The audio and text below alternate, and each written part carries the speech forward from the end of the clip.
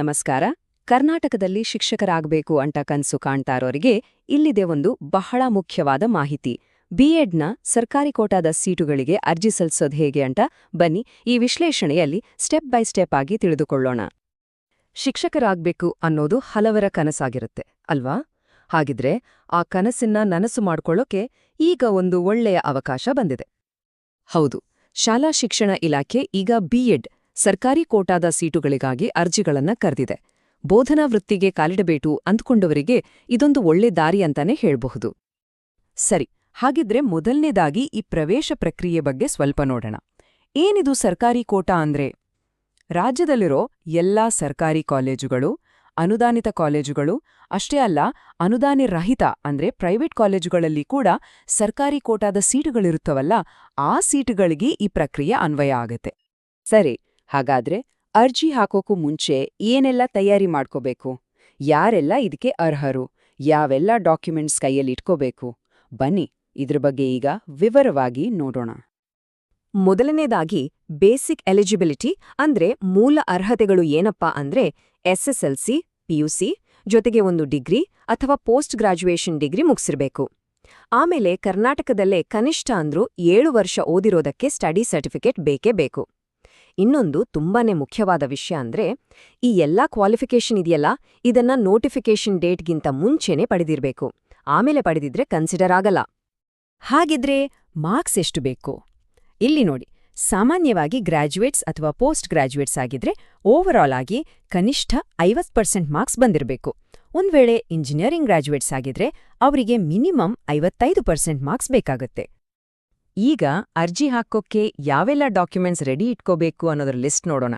SLC, PUC, ಪದವಿ ಮತ್ತು PG marks cards, ಆಮೇಲೆ 7 ವರ್ಷದ ಸ್ಟಡಿ ಸರ್ಟಿಫಿಕೇಟ್, ಜೊತೆಗೆ ಕ್ಯಾಸ್ಟ್ ಮತ್ತು income certificates, residence proof certificate, ಒಂದು ವೇಳೆ ಕನ್ನಡ ಮೀಡಿಯಂನಲ್ಲಿ ಓದಿದ್ರೆ ಆ ಸರ್ಟಿಫಿಕೇಟ್ ಕೂಡ ಬೇಕಾಗುತ್ತೆ.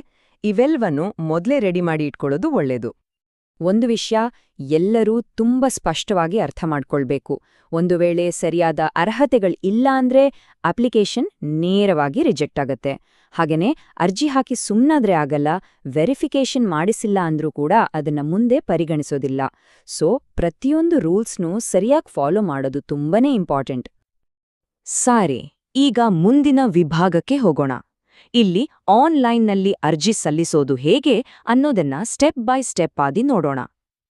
ಆನ್ಲೈನ್ ಅಪ್ಲಿಕೇಶನ್ ಪ್ರಾಸೆಸ್ನಲ್ಲಿ ಒಟ್ಟು 6 ಹಂತಗಳಿವೆ. ತುಂಬಾ ಸಿಂಪಲ್ ಆಗಿದೆ.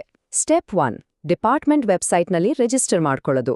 ಸ್ಟೆಪ್ 2 ಲಾಗಿನ್ ಆಗಿ ಅಪ್ಲಿಕೇಶನ್ ಫಾರ್ಮ್ ಫಿಲ್ ಮಾಡೋದು. ಸ್ಟೆಪ್ 3 ಫೋಟೋ, ಸಿಗ್ನೇಚರ್ ಮತ್ತೆ ಬೇರೆ ಡಾಕ್ಯುಮೆಂಟ್ಸ್ನ ಅಪ್ಲೋಡ್ ಮಾಡಬೇಕು. ಸ್ಟೆಪ್ 4 ಯಾವ ಕಾಲೇಜು, ಯಾವ ಜಿಲ್ಲೆ ಬೇಕು ಅಂತ ಪ್ರಿಫರೆನ್ಸ್ ಕೊಡಬೇಕು. ಸ್ಟೆಪ್ 5 ಫೀಸ್ ಪೇಮೆಂಟ್ ಮಾಡಿದ ಡೀಟೇಲ್ಸ್ ಎಂಟರ್ ಮಾಡೋದು. ಮತ್ತು ಕೊನೆಯದಾಗಿ 6ನೇ ಹಂತ ಒರಿಜಿನಲ್ ಡಾಕ್ಯುಮೆಂಟ್ಸ್ನ ವೆರಿಫಿಕೇಶನ್ ಮಾಡಿಸೋದು.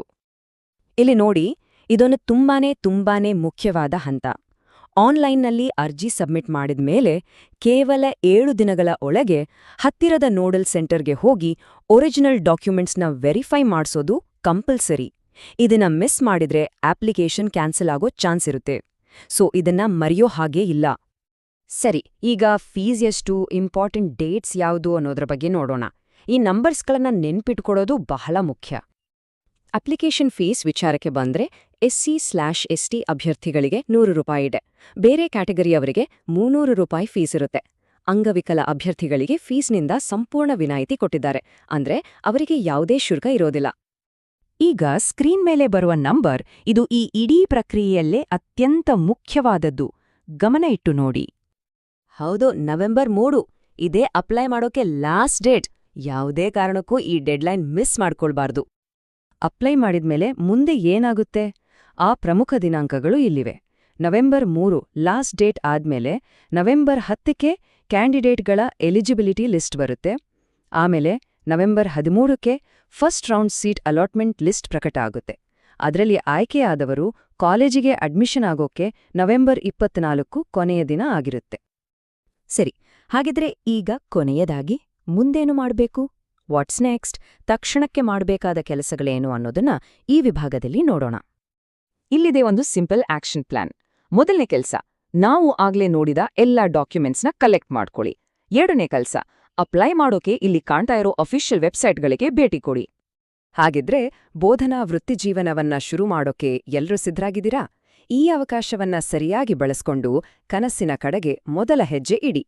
ಎಲ್ಲರಿಗೂ ಆಲ್ ದ ಬೆಸ್ಟ್.